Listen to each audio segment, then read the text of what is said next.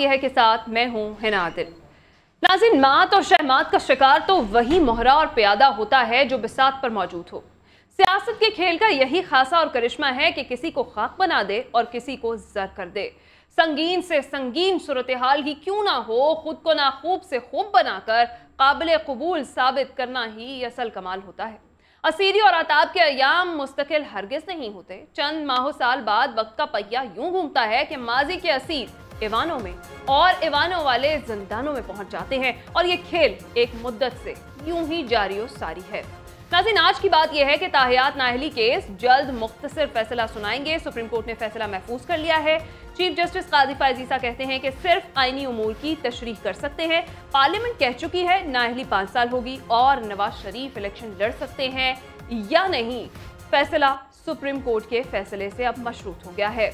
Programme के दूसरे हिस्से में बात करेंगे बिलावल भुट्टो पंजाब में जियालों का लहू गरमाने के लिए मुतहरिक हैं। नून लीगी सीनियर रहनुमाओं की क़यादत से शिकवे बढ़ने लगे हैं। खिलाड़ियों के वाइस कप्तान को खेलने की इजाज़त मिल गई और शाह महमूद ज़ैन कुरैशी के कागजात मंजूर हो चुके। उमर अयूब को भी इलेक्शन लड़ने की इजाज़त। क्या PTI को लेवल प्लेइंग फील्ड मिलने लगी है? और हम बात करेंगे आज के प्रोग्राम में ही सेनेट में 8 फरवरी के इंतखाबात मुलतवी कराने की करारदाद मंजूर हुई। नून लीग के सेनेटर अफनानुल्लाह, निगरान वजीर मुर्तजा सोलंकी की मुखालफत सामने आई। इलेक्शन जरूर होंगे, बिलावल भुट्टो का दो टोक मौक़िफ़, जबकि इलेक्शन कमीशन का ये कहना है कि करारदाद का असर इलेक्शन शेड्यूल पर नहीं होगा। सवाल ये है कि सुप्रीम कोर्ट इलेक्शन का वाज़े कह चुकी तो करारदाद मंजूर करने वाले सेनेटर्स चेयरमैन समेत तौहीन अदालत के मुर्तकिब नहीं हुए। इन तमाम टॉपिक्स पर आज हम बात करेंगे। हमारे साथ मौजूद होंगे नसीर वागा साहब, सलमान आबिद साहब, मुदस्सिर खालिद अब्बासी साहब और हमें ज्वाइन करेंगे खालिद फारूकी साहब। सबसे पहले मैं बात करूंगी नसीर वागा साहब, जिस तरह से आज हमने ये देखा कि करारदाद मंजूर कर ली गई, तो क्या ऐसा हो गया अचानक से कि ये करारदाद मंजूर हुई और इस करारदाद को पेश करने के पीछे आपके ख्याल में मुहर्रिकात क्या हो सकते हैं? एक तो सबसे पहली बात है कि कुल उस वक्त जब ये करारदाद मंजूर हुई तो 13 या 14 अराकीन टोटल उस वक्त सेनेट में मौजूद थे। अच्छा, और किसी के ख्वाबो ख्याल में भी ये नहीं था कि इस तरह की कोई तहरीक आने वाली है और इस तरह की कोई करारदाद पेश होगी। उसकी वजह यह है कि कुछ रोज पहले चीफ जस्टिस ऑफ पाकिस्तान वाज़े तौर पर कह चुके हैं कि इलेक्शन के इल्तवा के बारे, यहाँ तक कि आपको पता है कि उन्होंने मीडिया के बारे भी ये बात की कि कोई यहाँ बहस भी मत करे, कोई इस तरह का हिंट भी नहीं देना कि इंतखाबात मुलतवी हो रहे हैं या नहीं हो रहे। उन्होंने मुकम्मल तौर पर इस पर कहा कि खामोशी इख्तियार की जाए और इलेक्शन उन्होंने कहा जी हर हाल में 8 फरवरी को होंगे। अच्छा, अब देखना ये है कि ये अचानक क्या हुआ है जी सेनेट के अंदर। जाहिर है बहुत सारी ऐसी कुव्वतें हैं, सारे लोगों को पता है कि जो इलेक्शन का इल्तवा चाहती हैं। ये सारा कुछ जो भी ये सिलसिला शुरू हुआ है, ये उन लोगों ने ही इसके पीछे वही लोग हैं जो इलेक्शन का इल्तवा चाहते हैं। उन्होंने कहा जी आज सेनेट का इजलास हो रहा है, अचानक एक करारदाद मंजूर कराई जाए और प्रेशराइज किया जाए सिस्टम को कि किसी तरीके से इलेक्शंस जो है वो मुलतवी हो जाएं। जैसा कि आपने बिल्कुल इंट्रो में सही कहा है कि अब बताएं ना चीफ जस्टिस ऑफ पाकिस्तान कि फिर तौहीन अदालत किसने की है। हमें तो उन्होंने रोका हुआ था कि जी आपने कोई बात ही नहीं करनी इंतखाबात पर के हो रहे हैं या नहीं हो रहे। ये पत्थर पे लकीर है। उन्होंने कहा जी 8 फरवरी को इंतखाबात। अब पूछें चेयरमैन सेनेट से, अब पूछें उन सेनेटर से, अब चीफ जस्टिस साहब उन सेनेटर खास तौर पर जिन्होंने ये करारदाद पेश की है उनसे ये पूछें कि जनाब जब मैंने ये फैसला कर दिया था तो फिर आपने ये एक नया इशू क्या खड़ा किया है कि जी इंतखाबात को जो मुलतवी किया जाए। ये आज की बहुत ही अहम खबर है ना, ये कोई आम छोटी बात नहीं है कि हमारे सेनेट में ये करारदाद भी पेश हो गई। कैसी अजीब बात है। और इंतखाबात 8 फरवरी को होने वाले। पहले ही मुल्क के अंदर, अवाम के अंदर, कौम के अंदर, पॉलिटिकल पार्टीज के अंदर पहले ही इंतहाई गैर यकीनी की सूरत हाल है कि पता नहीं इलेक्शन होने हैं या नहीं होने। हर शख्स यही सवाल कर रहा है, कोई तैयारी कर रहा है, कोई नहीं तैयारी कर रहा, किसी से निशान छीना गया है, कोई अंदर हो गए, किसी के इंतखाब जो कागजात नामजदगी हैं वही मंजूर नहीं हो रहे। अभी आपने जैसे कहा कि शाह महमूद कुरैशी और उमर अयूब के जो कागजात हैं वो मंजूर हो गए। बात यह है कि फिर वो अदालतें जो ये फैसले कर रही हैं, मतलब ट्रिब्यूनल जो है जो इनको अहल करार दे रहा है, वो पहले नीचे आरोज से तो पूछे ना कि भाई आप ये बताएं कि भाई आपने किस बिना पर ये कागजात नामजदगी मुस्तरद किए थे। जब तक ये चेक एंड बैलेंस नहीं होगा, इसीलिए तो बड़ी अदलिया पे ज्यादा जो केसेस हैं उनका प्रेशर है, वहां बहुत बड़ी तादाद है। हर केस जो है ना वो आखिरकार सुप्रीम कोर्ट में या हाई कोर्ट में चला जाता है, जो कि नहीं होना चाहिए। हर लेवल की अदालत को, हर इदारे को मेरिट पे अगर वो फैसला हो तो मेरा नहीं ख्याल लोग उसको चैलेंज करने के लिए ऊपर की अदालतों में जाएंगे। आज सेनेट के अंदर ये तहरीक पेश करना बहुत सारे सवालात को जन्म दे रहा है कि वो कौन सी फिर खुफिया कुव्वतें हैं जो ये काम कर रही हैं कि पाकिस्तान के अंदर इंतखाबात ना हो।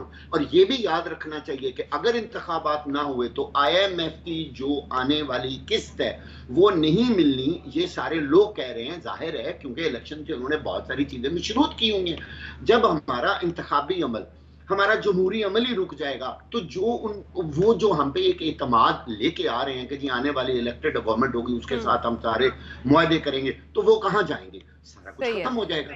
लिहाजा मेरा नहीं ख्याल सेनेट जैसे एक बहुत बड़े काबिल इज्जत, काबिल एहतराम इदारे को इस तरह की करारदाद पेश करके पूरे मुल्क के अंदर मजीद गैर यकीनी की सूरत हाल पैदा कर दी। ठीक है सलमान आबिद साहब, आपको क्या लगता है ये जो करारदाद मंजूर की गई सेनेट में 8 फरवरी के इंतखाबात मुलतवी कराने की, अचानक से ऐसा क्या हो गया कि ये करारदाद जो पेश की गई उसके बाद ये मंजूर भी कर ली गई? क्या मुहरकात हो सकते हैं आपके ख्याल में? देखिए, बात यह कि ये सब कुछ अचानक नहीं हुआ। आपको मालूम है, मैंने इंफॉर्मेशन भी दी थी कि लाहौर में जो मौलाना फजलुर रहमान की और नवाज शरीफ साहब की मुलाकात हुई थी, उस मुलाकात में मौलाना फजलुर रहमान ने नवाज शरीफ को यह बावर करवाया था कि KPK में मुझे इलेक्शन सूट नहीं करते और पंजाब में इलेक्शन आपको सूट नहीं करते, क्योंकि हमारी वो मकबूलियत नहीं है जो इमरान खान की मकबूलियत है, तो हमें इलेक्शन से गुरेज करना चाहिए, इलेक्शन का रास्ता इख्तियार नहीं करना चाहिए। और यही वजह है कि नवाज शरीफ साहब जो है जब से पाकिस्तान वापस आए हैं, उस मीनारे पाकिस्तान के जलसे के बाद अभी तक ड्राइंग रूम के अंदर तक की महदूद है। दूसरी, आपको याद होगा कि पाकिस्तान के सनतकारों ने और ताजिर बरादरी ने कहा था कि पहले मईशत को दुरुस्त करो और फिर इंतखाबात का रास्ता इख्तियार करो। उसके बाद उलमा कराम का एक वफद था जिन्होंने बाकायदा ये कहा कि हमें मईशत को दुरुस्त करना है। तो ये एक पहले से एक खेल चला आ रहा था जिसकी वजह से पाकिस्तान की पॉलिटिक्स में इलेक्शन के हवाले से अनसर्टेनिटी मौजूद थी। और यही वजह है कि लोग कह रहे थे कि इलेक्शन होंगे भी या नहीं होंगे। ये जो आज की सेनेट के अंदर करारदाद पेश हुई है, मैं इसको किसी आइसोलेशन में नहीं देखता और ना मैं इनको 10-12 सेनेटरों का खेल समझता हूं।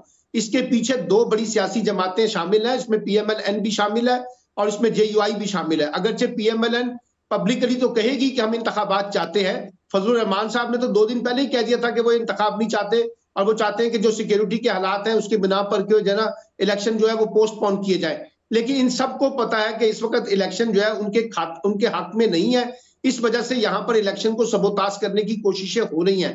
लेकिन क्योंकि चीफ जस्टिस ने कहा है कि ये इंतखाबात पत्थर की लकीर है 8 फरवरी को, और साथ साथ इलेक्शन कमीशन ने भी वजाहत कर दी है कि सेनेट की करारदाद का कोई उसका असर नहीं होगा, इंतखाबात अपने शेड्यूल पे होंगे। लेकिन आप देखिएगा अगले 2-4 दिनों में, मैं आपको खबर दे रहा हूँ, बहुत से लोग जो है वो फिर दोबारा सामने आ जाएंगे। उसमें ताजिर बरादरी, सनतकार, उलमा कराम और बहुत से वफूद आ जाएंगे और वो ये कहेंगे कि जनाब हमें इंतखाबात नहीं चाहिए, हमें पहले मईशत को दुरुस्त करना है, मईशत के मामलात को दुरुस्त करें, लेवल प्लेइंग फील्ड होगी, इंतखाबात इस वक्त मसाइल पैदा करेंगे। यानी आप कह रहे हैं कि मुकम्मल फिजा बनाई जा रही है इलेक्शन मुलतवी कराने की, बाकायदा प्लान करके बनाई जा रही है। अच्छा। लेकिन गेंद बुनियादी तौर पर सुप्रीम कोर्ट में और चीफ जस्टिस की कोर्ट में है कि वो देखना है कि वो जो पत्थर की लकीर कहा था उस पर किस हद तक अमल दरामद करते हैं। और ये वागा साहब ने ठीक कहा है, अगर वाकई चीफ जस्टिस साहब जो है थोड़ा सा बड़ा स्टेप उठाएं तो सेनेट के इन लोगों को बुलाएं और चेयरमैन सेनेट इस पूरे खेल के अंदर शामिल है। अच्छा, ये जो कहा जा रहा है ना कि ये 10-12 सेनेटर हैं, हाउस मुकम्मल नहीं था, तो आपको याद होगा मिलिट्री कोर्ट के हवाले से भी जो सेनेट में करारदाद पास हुई थी उसमें भी पूरे 10-12 लोग ही थे, लेकिन उस वक्त तो PMLN ने बड़े ढोल बजाए थे और कहा था कि जनाब ये सेनेट का एहतराम करना चाहिए। हमारे यहाँ प्रॉब्लम यह है कि ये जो चेयरमैन सेनेट है ये खुद साजिशी खेल का हिस्सा रहते हैं और इसी वजह से जो कुछ यहाँ पर हमें नजर आ रहा है, अनफॉर्चुनेटली इंतखाबात के बारे में, इंतखाबात से पहले और 1 माह पहले जिस किस्म की अनसर्टेनिटी क्रिएट की जा रही है ये खत्म नहीं होगी, ये अगले 5, 7, 8 दिन चलेगी। 12 तारीख तक जाके ये सूरत हाल वाज़ेह होगी और इसमें फिर सुप्रीम कोर्ट का फैसला ही फैसला कुन वोट होगा, और खास तौर पे इसमें इलेक्शन कमीशन भी बराह रास्त का जिम्मेदार है, क्योंकि जितनी एम्बिग्युइटी क्रिएट हुई है उसमें इलेक्शन कमीशन भी शामिल है, और इस बात का इम्कान भी है कि इलेक्शन कमीशन खुद जाके सुप्रीम कोर्ट में कहे कि सेनेट की इस करारदाद का क्या करना है। ठीक है, खालिद फारूकी साहब, 2 बार कसरत राय से मंजूर की गई सेनेट में इलेक्शन मुलतवी कराने की करारदाद, क्या कहेंगे? देखिए, मेरे ख्याल के मुताबिक ये बड़ा ही काबिल मुजम्मत एक इक़दाम हुआ है सेनेट के अंदर, और जैसे सलमान आबिद बिल्कुल सही कह रहे हैं कि चेयरमैन सेनेट भी इसमें शरीक हैं, और चेयरमैन सेनेट का जो कैरेक्टर है पाकिस्तान में पिछले 8-10 साल से हमने देखा, वो मुझे कोई मुस्बत सियासी किरदार नजर नहीं आया। उन्होंने मुख्तलिफ मौके पे जिस तरह से अपनी ये सीट संभाली, जिस तरह वो अपने आप को एक सीन पे नुमाया रखते हैं, वो कुछ पॉजिटिव चीजें नहीं है।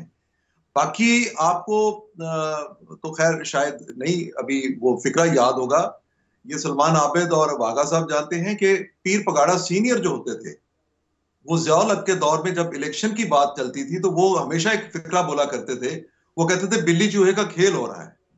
वो बिल्ली चूहे का खेल आज भी पाकिस्तान में हो रहा है।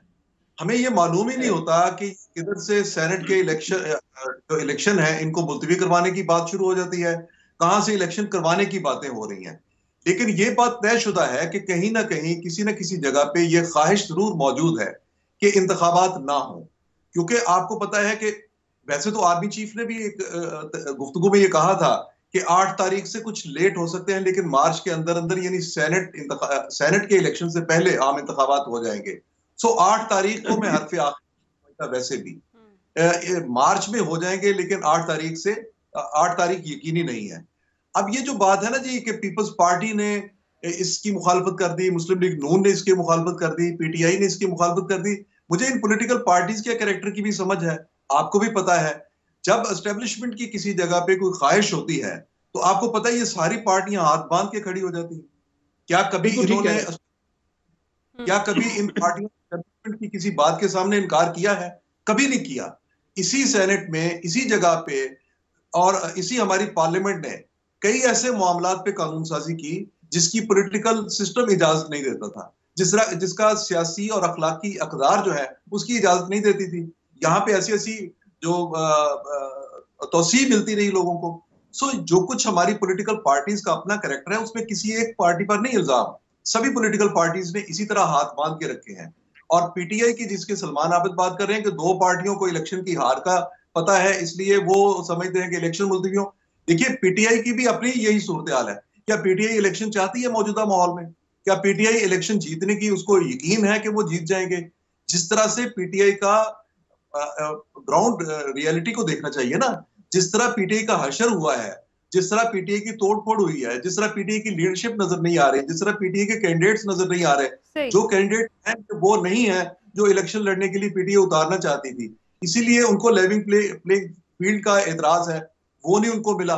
सो इन हालात में ये पॉलिटिकल पार्टीज जो हैं ये किसी ना किसी तरह से या तो किसी ऐसे समझौते पे पहुंचे जहां पे ये एक ऐसा फैसला कर ले कि जहां पे सबके लिए अच्छा एक मतलब मुस्बत एक माहौल हो जहां पे ये इलेक्शन लड़ सके।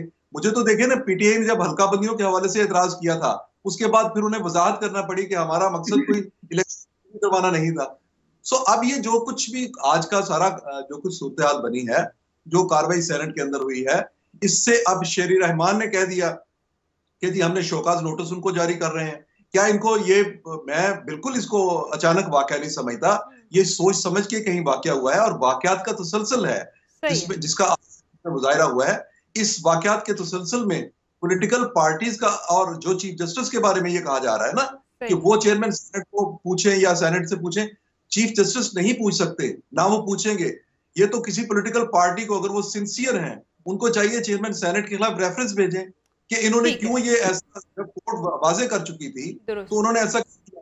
तो हमारे यही पॉइंट लेकर आगे चलते हैं मुदस्सिर खालिद अब्बासी साहब। एक तो ये कि सेनेट की इस करारदाद की कानूनी हैसियत क्या है जब सुप्रीम कोर्ट का फैसला हमारे सामने, और सुप्रीम कोर्ट चूंकि इलेक्शन का वाज़ेह तौर पर कह चुकी है, उसके बाद फिर ये करारदाद मंजूर करने वाले सेनेटर, चेयरमैन समेत सभी तौहीन अदालत के मुर्तकिब नहीं हुए? जहाँ तक तौहीन अदालत का ताल्लुक है तो मैं ये समझता हूँ कि इंडिविजुअली तो कानूनी तौर पर तौहीन अदालत की कार्रवाई इन अपराध के खिलाफ पार्लियामेंट सुप्रीम है। खालिद फारूकी साहब भी यही बात कर रहे हैं, आइन में गालिबन या कानून में अगर सुप्रीम है नहीं है। तो फिर जो बात काबिल अफसोस है और जो बात सामने नजर आ रही है वो ये है कि दरअसल ये एक अदालती हुक्म था और आइन की कमांड है और थी कि इंतखाबात को एक मुद्दत में या फिर एक मुकर्रर तारीख पर इनेकाद उनका होना था और इसके ऊपर एक अदालती फैसला भी है। इंतहाई अफसोस की जो बात है और जो मैं ये समझता हूँ कि हमारे लिए एक इंतहाई काबिल अफसोस बात है वो ये है कि ये जो तौहीन हुई है अदालती हुक्म की, ये रियासती सतह पर जो है ये एक तौहीन है। देखे ना, रियासत का एक इदारा जो है वो एक फैसला दिया उसने और ये कहता है कि इलेक्शन होने चाहिए फिलहाल तारीख पे, और साथ ही साथ अदालत रियासत का दूसरा जो एक कंपोनेंट है वो इस बरमला तौर के ऊपर करारदाद के जरिए इज्तिमाई सतह के ऊपर जो है उस वर्डिक्ट को लाउड करता है और आइन की जो है वो सरासर जो है वो वायलेशन है। तो मैं ये समझता हूँ कि यूँ महसूस होता है कि ये कोई एक शरारत कह लें या कोई सबेटाज एक्टिविटी नहीं है, बल्कि यूँ महसूस होता है कि रियासत को दरअसल जो मतलूबा नताइज हैं वो हासिल होते हुए नहीं दिखाई दे रहे और फिर इसी वजह से जो है उसूली तौर पर शायद इस बात का फैसला कर लिया गया है और ये पैगाम है कि दरअसल इन हालात में जो है वो रियासती सतह पर जो हमारी मुख्तलिफ हुकूमतें हैं शायद वो इस वक्त ज़हनी तौर पर इलेक्शंस के इनेकाद के लिए तैयार नहीं है। ये जो बात सामने आ रही है और जहाँ तक इस बात का ताल्लुक है कि इस करारदाद की कोई कानूनी और आईनी हैसियत है तो मैं नहीं समझता कि ये करारदाद जो है, क्योंकि ये सरासर आइन के खिलाफ है और ये इसमें कंट्रडिक्शन है और ये सरासर एक अदालती हुक्म के मुनाफिया और इलेक्शंस के इनेकाद को या उसकी डेट को या उसके शेड्यूल को जो तब्दील करना जो है वो इलेक्शन कमीशन का इख्तियार है। और अगर इलेक्शन कमीशन ये समझता है कि जी कुछ मौसमी हालात हैं और कुछ इसके अलावा कोई ऐसी जो है वो लॉ एंड ऑर्डर की सिचुएशन है या उसके लिए मुमकिन नहीं है कि वो इलेक्शन का इनेकाद कर सके, तो ऐसी सूरत हाल में जो है वो इलेक्शन कमीशन को सुप्रीम कोर्ट से रिव्यू करता है। ठीक है जी, ब्रेक पर जाएंगे। ब्रेक के बाद जब वापस आएंगे गुफ्तगू का सिलसिला यहीं से आगे बढ़ाएंगे। ओवरऑल सियासी सूरत हाल क्या बन रही है, इंतखाबात करीब हैं, किस किस को खेलने की इजाज़त मिल गई है, मैदान किसके लिए खाली है और किसको लेवल प्लेइंग फील्ड अब कुछ कुछ मिलने लगी है, इस पर हम बात करते हैं इस ब्रेक के बाद।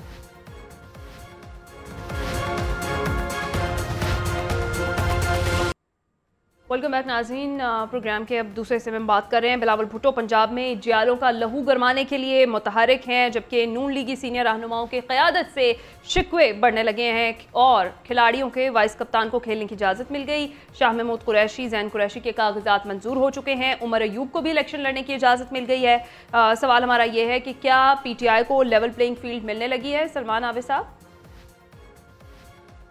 कहा था इसी प्रोग्राम में, ये जो रिटर्निंग ऑफिसर्स थे इन्होंने जिस अंदाज से, वैशियाना अंदाज से बल्कि मैं कहूँगा, जिस तरह से कागजात मुस्तरद किए थे, मैंने कहा था ये अगले फोरम के ऊपर जो है इनके फैसले जो है वापस हो जाएंगे, क्योंकि इसके अंदर कानूनी तकाजे पूरे नहीं किए गए थे और यही वजह है कि अब ज्यादातर लोगों को रिलीफ मिल रहा है। पहली बात तो ये है, लेकिन ये अदालती रिलीफ जो है इस बात की जमानत तो हो सकता है कि PTI इंतखाबात में हिस्सा ले, लेकिन अभी तो ये भी देखना है कि क्या सुप्रीम कोर्ट उनको बल्ले का निशान वापस देती है या नहीं देती। अगर बल्ले का इंतखाबी निशान नहीं मिलता तो फिर PTI बतौर जमात तो इंतखाबात में हिस्सा नहीं ले सकेगी, फिर सबको आज़ाद हैसियत से इंतखाब में हिस्सा लेना पड़ेगा। तो अभी लेवल प्लेइंग फील्ड के मामला जो है देखने होंगे कि आगे किस तरह से चलते हैं। अलबत्ता पीपल्स पार्टी जो है वो पंजाब में इस वक्त मुझे अगर किसी हल्के में नजर आ रही है, जरा पुरजोशियत दिखा रही है, तो वो लाहौर का हल्का NA 127 है और लगता है कि बड़े स्टेक लगा दिए हैं बिलावल भुट्टो साहब ने। बिल्कुल उनका हक है, वो बिल्कुल जलसे करें, जुलूस करें और सारी सियासत करें, लेकिन पंजाब के अंदर ओवरऑल मुझे नहीं लगता कि पीपल्स पार्टी कोई बहुत बड़ी पेनिट्रेशन कर सकेगी। उनके पास वो हैवीवेट कैंडिडेट ही नहीं है। आप लाहौर में जरा कोई मुझे बड़ा MLA का कैंडिडेट बताएं जो पीपल्स पार्टी के टिकट पे इलेक्शन लड़ रहा हो। इसलिए पीपल्स पार्टी का तो मसला नहीं है। अलबत्ता नून लीग के साथ मसला बहुत सीरियस है और वो मसला ये है कि उनको इस्तेकाम पाकिस्तान पार्टी और मुस्लिम लीग काफ के साथ सीट टू सीट एडजस्टमेंट करनी पड़ रही है, जिसकी वजह से उनकी पार्टी में शदीद इख्तलाफात है। अब लाहौर में ही देख लें, अलीम खान के ऊपर और ओम चौधरी जो है उनके बारे में कहा जा रहा है कि इनके साथ सीट एडजस्टमेंट की जाए और यहाँ मुस्लिम लीग नून का उम्मीदवार खड़ा ना हो। इसी तरीके से जो साबका अरकान कौमी असम्बली थे जिनमें राना मुबशर थे, इसी तरीके से सरदार एयाज सादिक थे, और इसी तरीके से और भी बहुत से कैंडिडेट हैं जिनको MNA का टिकट नहीं मिला है। उसमें वहीद आलम साहब भी थे, यानी टिकटें नहीं मिल रही है, नए लोगों को लाया जा रहा है, कुछ रास्ता निकाला जा रहा है। और इसमें भी एक बड़ी रिफ्लेक्शन अगर आप देखें इन सारी चीजों को, इसमें हमजा शहबाज ग्रुप और मरियम नवाज ग्रुप की भी एक लड़ाई नजर आती है। मैं जाती तौर पर जानता हूं जिन लोगों को टिकटें नहीं मिली हैं नेशनल असम्बली की लाहौर से, उनमें से बेशतर लोगों का ताल्लुक शहबाज शरीफ ग्रुप के साथ और हमजा शहबाज के साथ ज्यादा क्लोज था, लेकिन मरियम जो है वो ज्यादा एक्टिव है इस सारे मामलात के अंदर। और जिस तरह की सीट एडजस्टमेंट्स हो रही है उसी वजह से PMLN में फ्रस्ट्रेशन है। और जो नवाज शरीफ साहब का मसला है, अगरचे वो बार बार रिजवान रजी साहब हमारे दोस्त कहते हैं कि वो 10 तारीख के बाद कैंपेन स्टार्ट करेंगे, लेकिन अभी तक PMLN जो है वो ड्राइंग रूम से सीटों की एडजस्टमेंट के खेल से ही बाहर नहीं निकल पा रही है। उसके लिए बेशुमार मसाइल मौजूद है, लोगों को राजी रखना, इत्तेहादियों को राजी रखना, वो भी देखना होगा कि किस तरीके से वो लेते हैं। लेकिन फिर मैं वही बात कर रहा हूं कि ये जो अनसर्टेनिटी क्रिएट हो गई है उसकी वजह से भी पॉलिटिकल एक्टिविटी स्टार्ट नहीं हो रही। अब देखिए ना, एतजाज हसन साहब कहते हैं कि कैंडिडेट पैसे मत खर्च करें, कैंपेन मत चलाएं, इलेक्शन तो होने नहीं है। अब वो भी ये कह देते हैं कि इलेक्शन नहीं होने। आज सेनेट की करारदाद भी ये कहती है कि इलेक्शन नहीं होने। और किसी से पूछे तो हर बंदा, वो जो कल वागा साहब कह रहे थे ना कि जिससे भी पूछे वो पहले सवाल ये हमसे पूछता है कि यार इलेक्शन होने या नहीं होने। आज भी मैं सुप्रीम कोर्ट का फैसला तो सामने ही है ना सलमान आबिद साहब। सुप्रीम कोर्ट का फैसला अपनी जगह बिल्कुल सही बात कर रही है कि सुप्रीम कोर्ट ही इस वक्त एक फैसला लेके बैठी हुई है जिसकी वजह से लोगों को कुछ यकीन है कि इलेक्शन वक्त पे हो जाएंगे, लेकिन अभी तक वो इलेक्शन का माहौल नहीं बन पा रहा। जो माहौल बनना चाहिए था वो माहौल नहीं बन पा रहा। उसकी वजह जो है ये अनसर्टेनिटीज का माहौल है जो हमने इस वक्त क्रिएट किया हुआ है मुख्तलिफ स्टेक होल्डर की शक्ल में। ठीक है नसीर वागा साहब, जिस तरह से अभी सलमान आबिद साहब भी बात कर रहे थे, नून लीग में कुछ फ्रस्ट्रेशन सी पाई जा रही है। सीनियर जो रहनुमा है उनके क़यादत से अब शिकवे बढ़ने लगे हैं और जो है सरदार मेहताब जो है वो ये कह रहे हैं कि फैसला साजी अब नवाज शरीफ के हाथ में नहीं रही है। शाहिद खाकान अब्बासी, मोहम्मद जुबैर, मिफ्ता इस्माइल वगैरह नून लीग के सीनियर रहनुमाओं को नजरअंदाज क्यों किया जा रहा है? इस वक्त जो सिचुएशन है अंदरूनी मुस्लिम लीग नून की, वो मुझे तो बड़ी खौफनाक नजर आ रही है। और उनके अंदर जो ग्रुप बंदी है कि किसको हमने टिकट देना है किसको नहीं देना। देखिए, शाहिद खाकान अब्बासी बाहर हो गए, मोहम्मद जुबैर बाहर हो गए, मिफ्ता इस्माइल बाहर हो गए, मेहताब अब्बासी बाहर हो गए, जावेद हाशमी फारिग, चौधरी निसार फारिग। अभी ये तो चंद नाम है। अब जाहिर है मेहताब अब्बासी जो साबिक चीफ मिनिस्टर KP के रहे हैं, जब वो ये बातें कर रहे हैं कि जी ये सारा कुछ जो है ये सिर्फ नवाज शरीफ के हाथ में नहीं है, तो इस तरह की जो बातें, इस तरह के जो बयानात हैं, इनके अंदर बहुत सारे सवालिया निशान है। देखिए, ये वो तोड़ फोड़ है जो मुस्लिम लीग नून के अंदर हो रही है। सलमान आबिद साहब ने बिल्कुल सही कहा है कि कितने दिनों से तो वो बैठ रही है मॉडल टाउन में। हम रोज खबर पढ़ते हैं कि आज फिर सारे इकट्ठे हो गए, ये टिकटों का फैसला हो रहा है। अभी तक बहुत थोड़ी टिकटों का फैसला हुआ है। जितना बड़ा वो काम करने जा रहे हैं और वो कहते हैं कि पूरे पाकिस्तान में हमारे जो कैंडिडेट हैं वो खड़े होंगे, आपके सामने है कितने चंद लोग हैं जो फाइनल हुए हैं। अभी तक वो भी 100% फाइनल नहीं है। ये जो 10, 12 या 15 जनवरी की बातें हो रही हैं, आप देखिए पीछे दिन क्या रह जाएंगे। एक महीने के अंदर ये क्या कर लेंगे? अगर 8 तारीख के बाद भी अगर ये इलेक्शन कैंपेन शुरू करते हैं तो क्या करेंगे? बहुत कम वक्त है। अच्छा, इस गैर यकीनी की सूरत हाल ने बिल्कुल पाकिस्तान के अंदर इलेक्शन का माहौल बनने ही नहीं दिया, और यही पाकिस्तान के जमहूरी निज़ाम को सबसे बड़ा नुकसान होने वाला है। देखिए, अगर तो इलेक्शन नहीं होने तो फिर क्लियर कर दे। और मुझे ये बताइए, फिर चीफ जस्टिस ऑफ पाकिस्तान और सुप्रीम कोर्ट की क्या इज्जत रह गई? अगर ये इलेक्शन ना हुए तो यकीन कर दें, वो जो पत्थर पे लकीर वाली बात है, मुझे समझ नहीं आती कि चीफ जस्टिस ऑफ पाकिस्तान की फिर फेस सेविंग क्या होगी। वो क्या लोगों को बताएंगे कि जी अब वो कौन सी वजूहात हैं जिनकी वजह से हम इलेक्शन मुलतवी करने जा रहे हैं। अगर चीफ ऑफ आर्मी स्टाफ ने भी एक आध दफ़ा ऐसी बात की है कि जी को 8 तारीख खत्मी तो नहीं है, मतलब मे भी को 2, 4, 5, 10 दिन आगे पीछे हो जाएं, लेकिन चीफ जस्टिस के मुताबिक 8 तारीख खत्मी है और ये पत्थर पे लकीर है। अब सारी पार्टियां उसके मुताबिक अपनी तैयारी तो उनको करनी चाहिए थी, लेकिन आप देख लें इलेक्शन की कोई गहमा गहमी नहीं है। कहीं आपको बड़े बड़े वो पोस्टर, वो होर्डिंग्स, वो बहुत सारा एक जो निज़ाम चलता है इलेक्शन में, मैंने प्रिंटिंग प्रेस वालों से पूछा, उन्होंने कहा कि हमारे पास तो कोई काम ही नहीं आया। मैंने और भी बहुत सारी चीजों से, जो होर्डिंग्स बनाते हैं वो कहते हैं कि कोई काम नहीं है। इसका मतलब क्या हुआ कि फिर इलेक्शन की वो जो तहरीक एक शुरू होती है, वो जो एक एक्टिविटी शुरू होती है, वो एक्टिविटी शुरू नहीं हुई और ना वो होने जा रही है। इस गैर यकीनी की सूरत हाल ने इन इंतखाबात पर बहुत सारे सवालात उठाने। ठीक है खालिद फारूकी साहब, अगर बात करें कि जलसे जुलूस नहीं हो रहे, तो पाकिस्तान पीपल्स पार्टी कुछ मुतहरिक दिखाई दे रही है। बिलावल भुट्टो साहब जलसे कर रहे हैं, जियालो का लहू गरमा रहे हैं पंजाब में, और अगर देखें तो आसिफ अली जरदारी साहब जो हैं वो जनूबी पंजाब में डेरे डालकर बैठे हुए हैं। मुतादिद सियासी रहनुमाओं की जो शमूलियत है पीपल्स पार्टी में वो भी मुतवक्किल है। तो क्या लगता है मुफाहमत के बादशाह पंजाब में कोई जादूगरी दिखा सकेंगे? देखिए ना, तीनों पार्टियों का ना अलग अलग तजिया करने की जरूरत है कि तीनों पार्टियों की प्लानिंग क्या है, वो किस हिकमत अमली के तहत इलेक्शन में उतर रही हैं, क्या करना क्या चाहती हैं। पीपल्स पार्टी सिंध में तो अपने आप को क्लियर करके बैठी हुई है। उनका ख्याल है कि सिंध में उनके मुकाबले में आ ही कोई नहीं रहा। जाहिर है कि वहां पे ना पीटीआई है ना मुस्लिम लीग नून है, वहां उनकी कोई ऐसी हैसियत नहीं है। सो पीपल्स पार्टी के लिए इंटीरियर सिंध जो है वो बड़ा क्लियर है। जहां तक कराची की बात है, कराची में उनको कुछ तवक्को है कि पहले से ज्यादा वो सीटें ले सकते हैं। और मैंने जो सुना है इंतहाई करीबी हलकों से, बल्कि यूं समझ लीजिए कि थोड़ी सी इसमें कोई मतलब एक ऐसी इंफॉर्मेशन भी शामिल है बात स्टेक होल्डर्स की जो कुछ मामलात को जानते हैं। उनका ये ख्याल है कि पीपल्स पार्टी 8 सीटें कराची से ले सकती है। सो ये पीपल्स पार्टी का सिंध की सूरत हाल है। पंजाब में पीपल्स पार्टी पेनिट्रेट करने की कोशिश कर रही है। इस कोशिश में वो किस हद तक कामयाब होते हैं, ये अभी उनकी इब्तदाई कोशिश है, जिसमें बिलावल ने लाहौर से इलेक्शन लड़ने का फैसला सोच समझ के किया। उनका ये ख्याल है कि जितने इलेक्शन पिछले इलेक्शन में, जिमनी इलेक्शन में उनको वोट मिले थे, उससे अपने वोट बढ़ा लें, डबल कर लें। अगर कहीं उनका चांस बन जाता है कि पीपल्स पार्टी और पीएमएल-एन का डायरेक्ट मुकाबला होता है। खालिद फारूकी साहब हमारे साथ अब नहीं है मौजूद। जितनी देर में वो ज्वाइन करते हैं, मुदस्सिर खालिद अब्बासी साहब, मैं आपकी जानिब आती हूँ। जिस तरह से अब हम देख रहे हैं कि पाकिस्तान तहरीक इंसाफ को कुछ कुछ लेवल प्लेइंग फील्ड मिलने लगी है।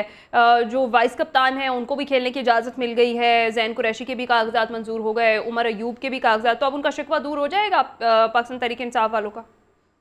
मैं नहीं समझता कि ये जो लेवल प्लेइंग फील्ड है ये महज एक कागजात नामजदगी की मंजूरी की हद तक है। जहाँ तक बाकी उमूर का ताल्लुक है, जैसे उनका इंतखाबी निशान है वो, और उसके अलावा जो माहौल है और जिस तरीके के साथ जो एक इंप्रेशन मिल रहा है आम लोगों को तहरीक इंसाफ से मुतालिक, जो लेवल प्लेइंग फील्ड है उससे मुतालिक, तो मैं नहीं समझता कि अभी भी जो वो मतलूबा जो रिक्वायरमेंट है एक फेयर और इम्पार्शियल इलेक्शंस की, वो पूरी होती हुई दिखाई दे रही है। जहाँ तक इस बात का ताल्लुक है कि आपके इलेक्शन जो आज की जो सेनेट की करारदाद है उससे और जो ओवरऑल माहौल है जैसे कि बताया गया है, उसमें आप ये बड़ी एक हैरान कुन बात है और गैर मामूली बात है कि इवन पीटीआई के जो लोग जिनके कागजात नामजदगी मंजूर हो चुके हैं वो भी इस वक्त फील्ड में एक्टिव दिखाई नहीं दे रहे, और वो भी बावजूद इसके कि उनके कागजात मंजूर हो चुके हैं। और दूसरी बात ये कि वो लोग जो वेल इन्फॉर्म्ड है, मुझे यूँ महसूस हुआ जो आज मेरी जिन लोगों के साथ इंटरेक्शन हुई कि जो लोग वेल इन्फॉर्म्ड हैं और जो लोग समझते हैं, जिनको अंदर की खबर होती है और वो इलेक्शन में कंटेस्ट कर रहे हैं, उनके कागजात नामजदगी मंजूर भी हो गए हैं, लेकिन वो अपने आम जो रूटीन के मामला होते हैं उनमें मशहूर हैं। वो किसी तरह से भी अपनी इलेक्शन कैंपेन में जो है वो इंगेज होते हुए दिखाई नहीं दे रहे। और एक और बात जो महसूस की जा रही है और मैं जिसको देख रहा हूँ वो ये है कि पाकिस्तान की दो बड़ी सियासी जमातें, पाकिस्तान मुस्लिम लीग नून और पाकिस्तान पीपल्स पार्टी भी, क्योंकि उनकी सियासी मजबूरी है कि वो खुलकर इंतखाबात की मुखालफत नहीं कर सकते, लेकिन मुझे यूँ महसूस हो रहा है जैसे वो भी अब इस बात को महसूस कर रहे हैं और समझ गए कि शायद उनके लिए भी जो है वो इस वक्त को माहौल जो है वो कुछ ज्यादा साजगार नहीं है। पहले तो एक कोशिश की गई, गलबन यूँ नजर आ रहा है जैसे कि तहरीक इंसाफ या जो एक उनके सियासी रईस हैं मुस्लिम लीग नून के और पाकिस्तान पीपल्स पार्टी के, उनको किसी तरीके से दूसरे जो तरीके हैं उनके तरीके से उनको ओवरकम किया जाए। लेकिन शायद महसूस ये हो रहा है कि अब क्योंकि आज आप देखिए क्या वहाँ पे जो सेनेट के अंदर कागजात मंजूर हुई है उसमें गलबन पीपल्स पार्टी के भी जो सेनेटर जो है उसका हिस्सा थे। और दूसरी बात ये थी कि कोरम की निशानदेही, अब वहाँ पे PMLN के जो सेनेटर वहाँ मौजूद थे, अभी मुझे इस बात का कानूनी तौर पर मैं यकीन से नहीं कह सकता कि कोरम की निशानदेही किस वक्त किस स्टेज पे होती है, लेकिन ये भी वहाँ पे नहीं किया गया क्योंकि सिर्फ 14 अराकीन मौजूद थे और उनमें से अगर कोई एक आदमी भी खड़ा होके जो उस ऐवान के अंदर मौजूद था और वो उस करारदाद को जो था वो अपोज कर रहा था, तो उसको कोरम की निशानदेही भी करनी चाहिए थी कि ये इजलास जो है वो, खैर ये एक कानूनी बात है या एक, लेकिन बहरहाल ओवरऑल जो है वो अब तक की जो सूरत हाल है उनमें जो आने वाले इलेक्शन हैं जिनको कहा जा रहा है कि 8 फरवरी को होंगे, इनका इनेकाद तो खैर वो एक अलग बात है होना, लेकिन उनकी क्रेडिबिलिटी जो है वो अभी तक अपना मशकूक जो है वो दिखाई दे रही है। ठीक, सलमान अभी साहब, इस सब के अलावा अगर देखा जाए तो पाकिस्तान के आम इंतखाबात के हवाले से बार बार अमेरिका क्यों वजाहत दे रहा है? कभी ये फैसला कहा जाता है कि हमारा फेवरेट कोई नहीं है, क़यादत का फैसला पाकिस्तानी अवाम ने करना है और हम पाकिस्तान को नहीं कह सकते कि इलेक्शन कैसे करवाए जाएं। क्या वजह लगती है इस बात की? क्या बानी PTI के खत का जवाब तो नहीं आ रहा है? देखिए, पहली बात तो यह है कि अमेरिका की हमेशा से पाकिस्तान के इंतखाबात के बारे में और पाकिस्तान में और पाकिस्तान की हुकूमतों के बारे में बड़ी दिलचस्पी रही है। इसलिए अमेरिका कभी भी आइसोलेट नहीं हुआ पाकिस्तान के कॉन्टेक्स्ट में। उसकी हमेशा से ना सिर्फ गहरी नजर रही है बल्कि उसकी ख्वाहिशात भी रही हैं, एक बात। दूसरी बात यह है कि इस वक्त जो कुछ हो रहा है पाकिस्तान में इंतखाबात के नाम पर, जो सियासी आंख मचोली का खेल और जिस तरीके से इंतखाबात को इंतखाबात से पहले मुतनाज़ा बनाया जा रहा है, उसको दुनिया भी देख रही है। अब वो जो इंटरनेशनल ऑब्जर्वर्स हैं, जो आज इमरान खान का कल जो इमरान खान का शायद एक आर्टिकल छपा है, उसमें उस आर्टिकल के अंदर बड़ी वजाहत के साथ उन्होंने बता दिया कि मेरे साथ क्या कुछ हो रहा है या मेरी पार्टी के साथ क्या कुछ हो रहा है। तो दुनिया ने उसके ऊपर रिफ्लेक्शन तो देनी है ना। और अमेरिका तो हमेशा से यही कहेगा कि हमारी पाकिस्तान के सियासी मामलात में कोई मुदाखलत नहीं है, हम पाकिस्तान में शफाफ इलेक्शन चाहते हैं, हम पाकिस्तान में एक मुंतखब हुकूमत चाहते हैं, हम पाकिस्तान का जमहूरी निज़ाम मुस्तहकम करना चाहते हैं, हम किसी साजिश का शरीक शामिल नहीं है और हमारी कोई पसंद और नापसंद नहीं है, फैसला अवाम ने करना है। ये वो स्टेटमेंट्स हैं जो अमूमी तौर पर जनरलाइज किस्म की स्टेटमेंट दी जाती हैं। लेकिन पसे पर्दा पाकिस्तान की इस्टेब्लिशमेंट हो, अमेरिकन इस्टेब्लिशमेंट हो, फिर सऊदी इस्टेब्लिशमेंट आ गई है, तो कतर की इस्टेब्लिशमेंट आ गई है। सही है। खालिद फारूकी साहब, आप कुछ ऐड करेंगे? जी, मैं आपको ये कहना चाह रहा हूं कि ये जो हम इंतखाबात के इल्तवा की बात कर रहे हैं, जितने प्लेयर्स की बात कर रहे हैं, अब ये सलमान आबिद या वागा साहब ये ना समझ लें कि इमरान खान के हवाले से ये बात है। मैं पाकिस्तान में सिर्फ एक शख्सियत को इस इलेक्शन से मुतासर होता देख रहा हूं। ना उसमें पीपल्स पार्टी है, ना उसमें मुस्लिम लीग नून है, बल्कि उसमें वो इमरान खान है। अगर ये इंतखाबात माइनस इमरान खान होते हैं और उसमें सारी PTI भी आ जाती है, तो इमरान खान किस तरह इस इलेक्शन को पसंद करेंगे? ये ऐसे ही आप समझ लें कि जैसे एक टाइम पे जुल्फकार अली भुट्टो के बगैर पीपल्स पार्टी इलेक्शन लड़ती, तो जुल्फकार अली भुट्टो क्या महसूस करते?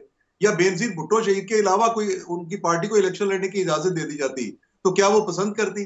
कोई भी बड़ी पॉलिटिकल फिगर इमरान खान का जैसा बड़ा रहनुमा जो है, ये कैसे ये पसंद करेगा कि उसको अगले 5 साल के इलेक्शन प्रोसेस से अलग कर दिया जाए और उसकी पार्टी के लोगों को इलेक्शन में ले आया जाए, पार्लियामेंट में चले जाए?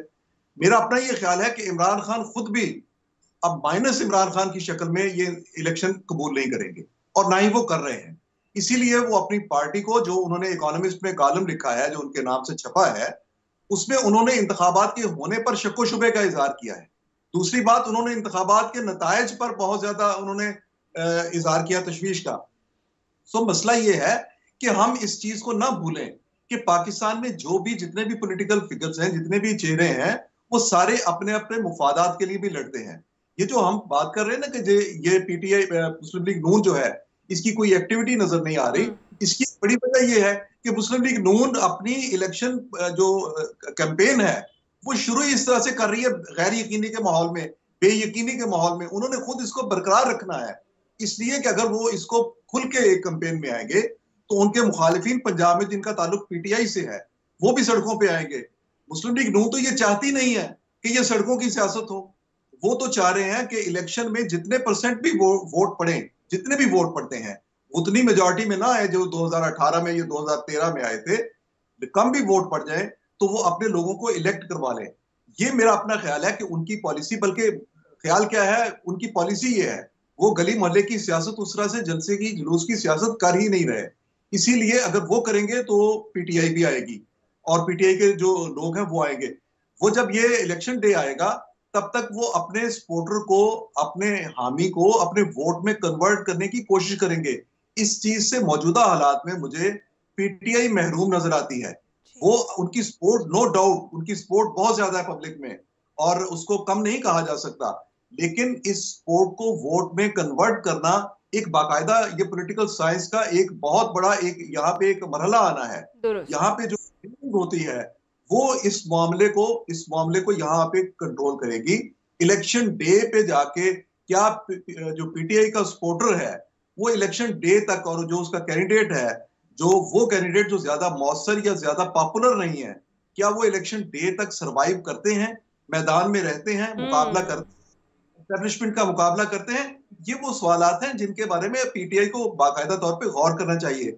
पीटीआई के वर्कर जो हैं वो इब्हाम का शिकार अपनी लीडरशिप की वजह से नहीं है, बाकी लीडरशिप को वो कुछ नहीं अहमियत देते, उनका इब्हाम है अपने लीडर की तरफ से, इमरान खान की तरफ से। उन्होंने खुद इतना कंफ्यूजन रखा है, उनकी खुद अपनी पॉलिसी ऐसी है, वो कोर्ट्स के बारे में, एस्टैब्लिशमेंट के बारे में वो जिस तरह के मैसेजेस दे रहे हैं, सर्द गर्म दोनों तरह के मैसेजेस दे रहे हैं, तो इसका मतलब वो किसी भी वक्त बाइकाट भी कर सकते हैं, वो इलेक्शन में हिस्सा भी ले सकते हैं। लेकिन मेरा अपना ये ख्याल है कि ये इलेक्शन सबसे ज्यादा नापसंदीदा इमरान खान के लिए है, क्योंकि अगर माइनस इमरान खान ये इलेक्शन होते हैं तो जाहिर है कि इमरान खान की आप पॉलिटिकल फिलॉसफी भी जानते हैं, उनकी शख्सियत भी जानते हैं, उनका पब्लिज्म भी जानते हैं। एक ऐसा लीडर जो अपनी जात के गिर्द अपनी पार्टी को घुमा के रखता रहा, वैसे नापसंदीदा तो हर उस शख्स के लिए हो जाते हैं। यहाँ पाकिस्तान में जब जो हार जाता है वो कह देता है कि धांधली हुई थी, और जो जीत जाता है वो कबूल कर लेता है। अगली दफ़ा अगर वही हारने वाला जीत जाए तो वो धांधली का इल्ज़ाम नहीं लगाता। ब्रेक पर जाएंगे, ब्रेक के बाद जब वापस आएंगे एक अहम मामले पर बात करेंगे। ताहियात नाअहली का केस, सुप्रीम कोर्ट ने फैसला महफूज कर लिया और नवाज शरीफ इलेक्शन लड़ सकते हैं या नहीं, फैसला सुप्रीम कोर्ट के फैसले से अब मशरूत हो गया। इस पर बात करते हैं इस ब्रेक के बाद।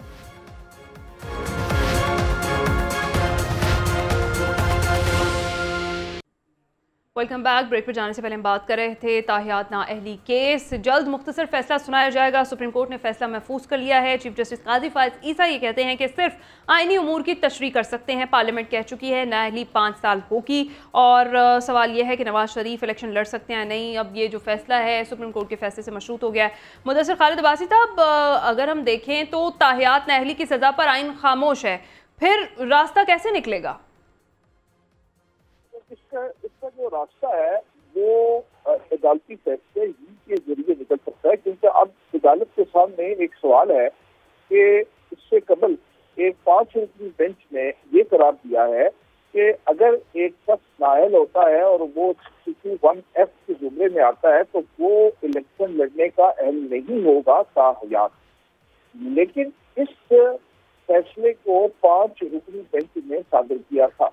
अब ये बात अब बड़ी वाज़ेह हो गई है और इसमें कोई दो आरा नहीं है, और ये बात काबिल बहस भी नहीं है कि अगर 5 रुकनी बेंच ने आइन किसी प्रोविजन की कोई इंटरप्रिटेशन की थी तो उससे मुख्तलिफ इंटरप्रिटेशन सुप्रीम कोर्ट का लार्जर बेंच, यानी उससे बड़ा बेंच, कर सकता है। तो अब यूँ महसूस होता है कि सुप्रीम कोर्ट ऑफ पाकिस्तान जो है वो अब इस शिक की या इस बात की तशरीह करने के लिए जो 7 रुकनी बेंच है वो अब उसी को, या तो वो उस जो पिछला जो फैसला किया गया था 2018 में उसको अफर्म करेंगे, जिसे शमीला केस कहा जाता है, शमीला बलोच केस, या फिर उससे वो डाइवर्ट करेंगे या उससे वो उसको उससे मुख्तलिफ जो है वो फैसला देंगे और कहेंगे कि ये जो नाअहली की मुद्दत है इससे ताहियात नहीं किया। लेकिन एक जो कानूनी और आईनी बात है, असल में दरअसल जो केस है ये आइन और कानून से ज्यादा जो है ना ये सियासत की नजर हो गया। और अगर हम सियासत की एनक उतार के इसको कानून और आइन की नजर में देखें, और मैं बतौर एक स्टूडेंट ऑफ लॉ ये समझता हूँ कि दरअसल जो इस वक्त एग्जिस्ट कर रहा है 63 आर्टिकल 63 डिस्क्वालिफिकेशन से मुतालिक, वो इंतहाई मुबहम है, उसके अंदर इबहाम है, और मुद्दत के तयन के हवाले से इस इबहाम को दूर होना चाहिए। लेकिन अब सवाल ये पैदा होता है कि क्या इस इबहाम को किसी कानून साजी, सादा कानून साजी या एक्ट के जरिए दूर किया जा सकता है? हाँ, ये बड़ा सवाल है। दूसरी बात जो है वो आईनी सवाल जिस वक्त अदालत के सामने जो है वो ये है, जिसका फैसला करने के लिए वो जा रहे हैं, वो ये है कि अगर कोई अदालती नजीर या कोई प्रेसिडेंट हो जिसमें, या कोई फैसला हो जिसमें चीफ को नाअहल किया जाए, और साथ ही साथ एक ऐसा फैसला हो जिसमें उस नाअहली को हयात डिक्लेयर किया जाए, तो दूसरा सवाल जो अदालत के सामने है वो ये है कि क्या किसी कानून साजी के जरिए से उसे अनडू किया जा सकता है, और इससे भी बढ़कर ये सवाल है कि क्या उससे रेट्रोस्पेक्टिवली जो है वो अनडू किया जा सकता है या नहीं किया जा सकता। लेकिन मैं ये समझता हूँ जो इस वक्त बात बेंच के अंदर जो चीज मैं समझता हूँ इख्तिलाफ को मैं ऐसे नहीं कहूँगा, लेकिन जो चीज डिफर होती नजर आ रही है वो यही सवाल है कि अगर एक अदालती फैसला मौजूद हो और फिर कानून साजी कर दी जाए तो फिर इसका इम्पैक्ट और उसका इफेक्ट क्या होगा। ये एक बहुत क्रूशियल सवाल है जिसका मुस्तकिल ब्रीफ में या अगले चंद दिनों में जो है वो, और उसका बराह रास्त जाहिर है एक इम्पैक्ट जो होगा वो पाकिस्तान। बिल्कुल ठीक है नसीर वाघा साहब। जी नसीर वाघा साहब, आर्टिकल 62(1)(f) की जो तशरीह का मामला था, सुप्रीम कोर्ट ने फैसला महफूज कर लिया है। आज की जो समाअत है उसके हवाले से आप क्या कहेंगे, और जो रिमार्क्स रहे चीफ जस्टिस के बड़े अहम थे उस पर आप क्या कहेंगे? देखिए, चीफ जस्टिस साहब के पिछले रिमार्क्स को भी अगर हम देखें और आज भी जो भी बातचीत हुई है, मुझे नहीं लगता कि ये ताहयात नाअहली हो, या मेरा ख्याल है ये 10 साल, ये मेरा ख्याल है ये 5 साल की नाअहली पे बात ख़त्म हो जाएगी। अच्छा, अब जो चीफ जस्टिस साहब ने पिछली हेयरिंग में बातें की हैं ना कि जी इस तरह माफ़ी हो सकती है, कोई इंसान माफ़ी मांग लेता है, ठीक हो जाता है, उन्होंने इस्लाम के कुछ रेफरेंसेस दिए हैं। मैं ये बात वाजे करना चाहता हूँ कि इस्लाम में कवानीन ऐसे हैं, इतने पक्के हैं और सज़ाएं इतनी पक्की हैं कि वो इस तरह नहीं होता कि अगर उसने चोरी की है तो फिर उसका हाथ काट दिया जाता है। ये नहीं होता कि उसने चोरी की और वो कहे कि जी अब आप मुझे एक दफ़ा माफ़ कर दें, मैं दोबारा चोरी नहीं करूँगा। आप मुझे बताइए, इस्लाम में किसी भी जगह इस तरह का कोई भी तसव्वुर नहीं है। अब देखना ये है कि हमारे आइन में तो ये मुकर्ररी नहीं है कि जी कितने साल की नाअहली होनी चाहिए। जब आइन में नहीं है तो या तो फिर नई आने वाली पार्लियामेंट इसका फैसला करेगी। अच्छा, जितने जजेस हैं, सुप्रीम कोर्ट के हैं, हाई कोर्ट के, जाहिर है वो प्रेसिडेंट्स को देख कर, जैसे अभी कह रहे हैं अब्बासी साहब कि कोई ऐसा प्रेसिडेंट नहीं है। अब इशू ये है, जब प्रेसिडेंट भी नहीं है तो फिर जजेस अपने विजन, अपनी सोच विचार के मुताबिक फैसला करते हैं जो उनको हालात वाक़यात के मुताबिक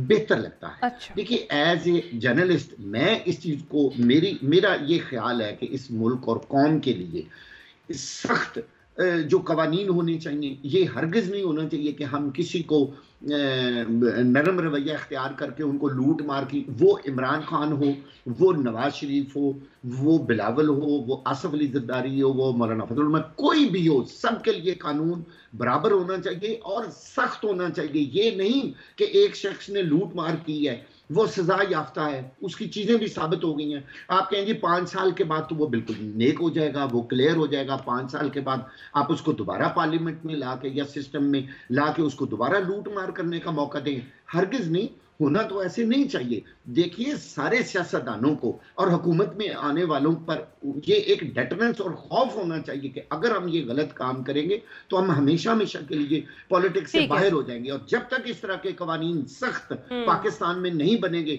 आप लोग भूल जाएं कि आपका निज़ाम, आपका करप्शन का निज़ाम, आपके जो हुकूमत चलाने वाले लोग हैं ना, वो फिर इस तरह कभी ठीक नहीं होंगे। 5 साल का वक्त गुजर जाएगा, वो कहेंगे जी 5 साल के बाद दोबारा हमारी बारी आ जाएगी। सलमान आबिद साहब, 62-63 पर तो फिर कोई पूरा नहीं उतरता। अवामी नुमाइंदे की अहलियत का फिर क्या पैमाना होना चाहिए?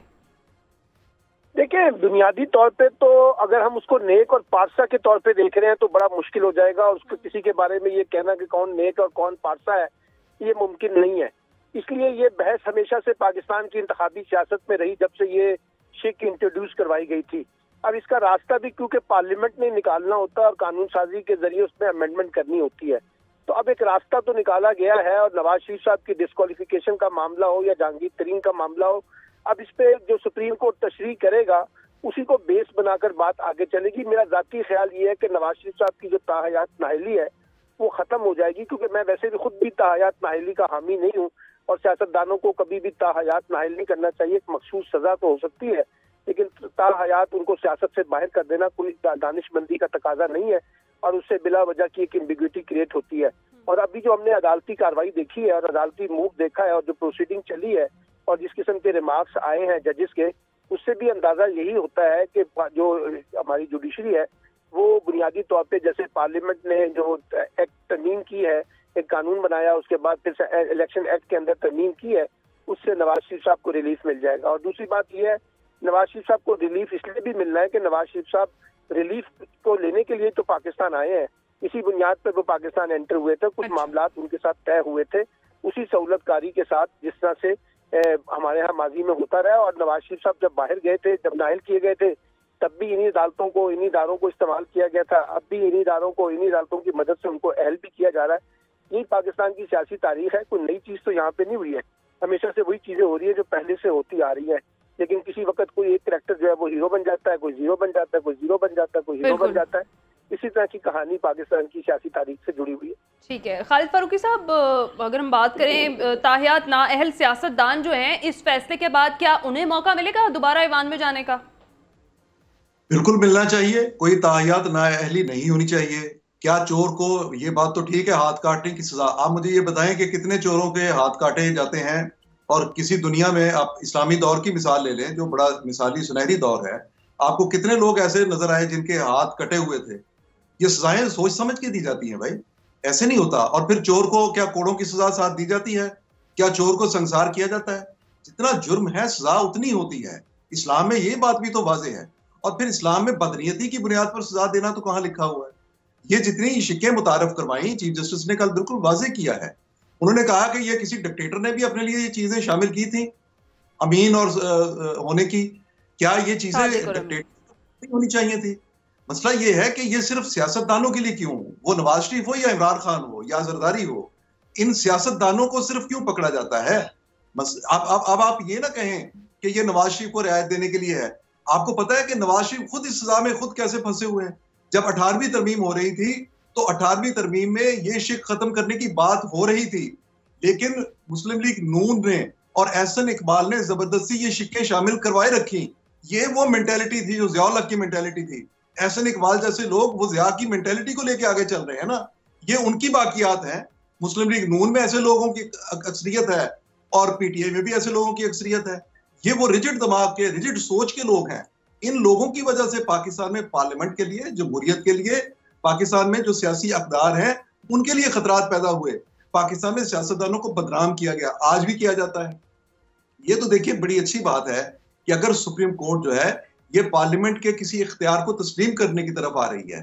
देखिए दूसरी बात यह है कि आज चीफ जस्टिस ने पहले कल भी वाज़ेह कर दिया था कि जो रेगुलेट करने का इख्तियार है, वो कहा जाता है ना कि कानून साजी नहीं हो सकती, आइन को कानून से खत्म नहीं किया जा सकता। वो चीफ जस्टिस ने प्रैक्टिस एंड प्रोसीजर एक्ट जो था उसके हवाले से वाज़ेह कर दिया कि जब पार्लियामेंट को हमने तब इख्तियार ये मान लिया उसका कि उसको रेगुलेट करने का इख्तियार है, उन्होंने कानून साजी की थी ना, तो जब उस इख्तियार को मान लिया तो यहाँ भी पार्लियामेंट इख्तियार है कानून साजी का, उसको मान लिया जाएगा। जजेस अपना जहन दे चुके हैं, ये फैसले की सूरत में सामने आएगा। इसका फायदा किसी एक सियासतदान को नहीं होगा, ये फॉरएवर तमाम सियासतदानों को होगा। बात लेकिन वही है खालिद फारूकी साहब, असीरी और अताब के ये जो अयाम है मुस्तकिल तो हरगिज़ नहीं होते, और माजी के असीर ईवानों में और ईवानों वाले जिंदानों में कब पहुंच जाते हैं पता ही नहीं चलता, और ये खेल मुद्दत से इसी तरह से जारी और आगे भी जारी और सारी रहेगा। आज के प्रोग्राम से इतना ही, ख्याल रखिएगा, फीडबैक ज़रूर दीजिएगा।